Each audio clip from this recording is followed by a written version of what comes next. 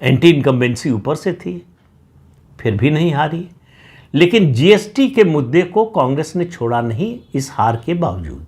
2018 में कांग्रेस को कुछ सफलता मिली। मध्य प्रदेश में हंग असेंबली आई, लेकिन कांग्रेस की सीट ज़्यादा थी, सरकार बना ली।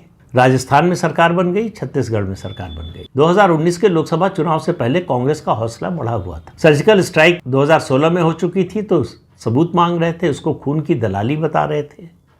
और 2019 में बालाकोट स्ट्राइक की, एयर स्ट्राइक की भारत की एयरफोर्स ने, तो उसका सबूत मांग रहे थे कि कहाँ घास उखड़ी, कहाँ पेड़ गिरा।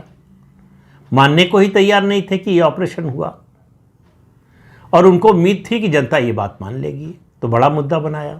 और उसके अलावा उनको लगा कि इससे शायद कुछ कमी रह जाए, तो राफेल जेट लड़ाकू विमान खरीद रहा था, भारत ने खरीदा फ्रांस से, उसका सौदा हो गया था। दो सरकारों के बीच का सौदा था, कोई बिचौलिया होने का सवाल नहीं था, तो कोई रिश्वत का सवाल नहीं था, दलाली का सवाल नहीं था।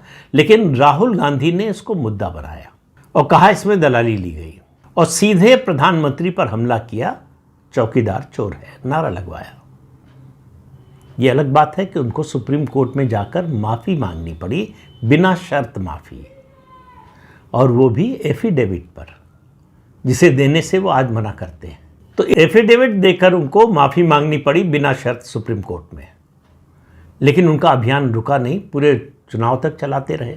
और उस समय उनके जो सलाहकार थे, उनके जो एडवाइज़र थे, चुनाव की रणनीति जो लोग बना रहे थे, उन्होंने उनको बताया कि कांग्रेस पार्टी को 180 से 210 सीटें लोकसभा की आ रही है। तो कांग्रेस में सरकार बनाने की तैयारी शुरू हो गई और राहुल गांधी को प्रधानमंत्री पद पर बिठाने की तैयारी शुरू हो गई।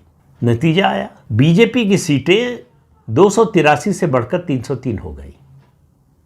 कांग्रेस की भी कुछ बढ़ गई। कांग्रेस की सीटें 43-44 से बढ़कर 53 हो गई। ये सेकेंड लोएस्ट नंबर था कांग्रेस पार्टी का उस पूरे इतिहास में। लेकिन राहुल गांधी ने एक सबक नहीं सीखा, 14 का चुनाव, 19 का चुनाव, कि मोदी पर जब भी व्यक्तिगत हमला करेंगे तो नुकसान होगा। लेकिन उनका अभियान जो है जारी रहा। तो फिर पेगासस को मुद्दा बनाकर ले आए। फिर एक हिंडनबर्ग की रिपोर्ट बनवाई गई, विदेश में बनाई गई। निशाना तो दिखाया गया कि गौतम अडानी है, अडानी ग्रुप है, लेकिन दरअसल वो भारत की अर्थव्यवस्था पर निशाना था।